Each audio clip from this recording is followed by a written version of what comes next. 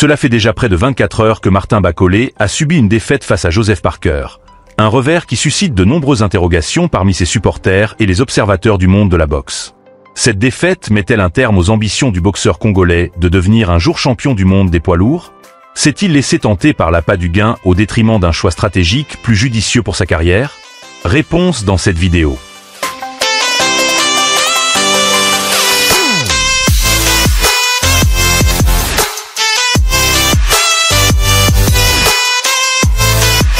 Martin Bakole, invaincu depuis 2018, vient de mettre un véritable point négatif sur son palmarès, avec une lourde défaite au deuxième round contre Joseph Parker.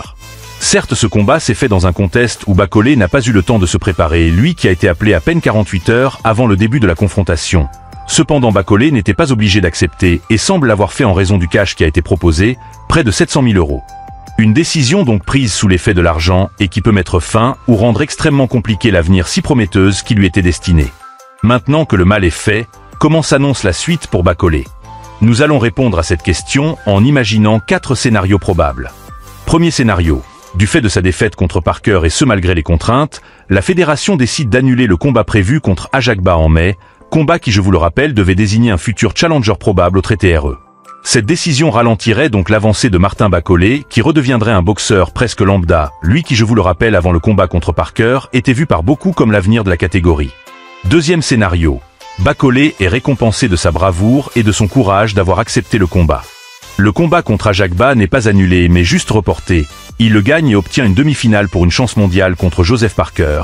Une revanche à Riyad avec plus de temps de préparation et l'élaboration d'un véritable game plan. Troisième scénario. Le scénario selon moi le moins probable, mais néanmoins envisageable, serait que Martin Bakole, marqué par cette défaite contre Parker et le traitement défavorable qu'il a subi, décide de réorienter sa carrière. Il ne faut pas oublier que Bakole a été appelé en urgence pour ce combat, sans bénéficier des conditions optimales de préparation.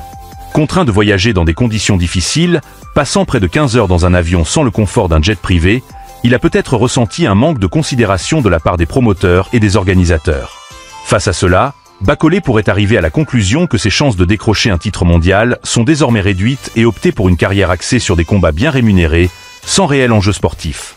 Il deviendrait alors un boxeur qui combat principalement pour l'argent, acceptant des affrontements lucratifs sans véritable ambition de conquête du sommet.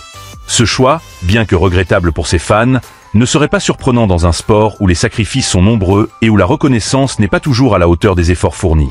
Si Bakole devait emprunter cette voie, il rejoindrait la liste des boxeurs talentueux qui, après une opportunité manquée, ont préféré assurer leur avenir financier plutôt que de poursuivre un rêve devenu trop incertain. La défaite de Martin Bakole contre Joseph Parker est un tournant dans sa carrière. Loin d'être une simple parenthèse, elle soulève des interrogations profondes sur ses choix stratégiques et sa capacité à rivaliser avec l'élite de la catégorie poids lourd. Les prochains mois seront décisifs pour le boxeur congolais.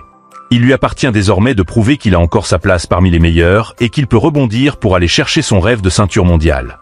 Quant à moi, je vous laisse et je vous dis de l'équerre, commentez et partagez. À très vite pour une nouvelle analyse sur Itchactu.